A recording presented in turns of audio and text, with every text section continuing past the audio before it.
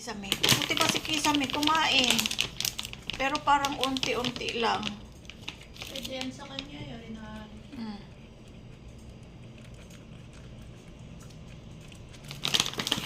Loko talaga to si Siopaw. Ayaw niya to, oh. Pero pwede rin pala kay Kisame yan, kaya okay lang. Grabe talaga si Siopaw.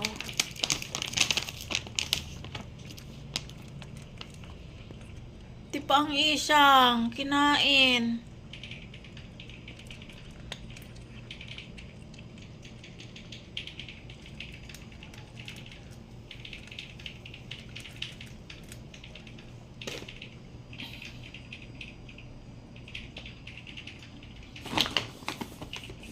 Saka na natin to buksan. Kasi baka busog lang yan si Siopaw.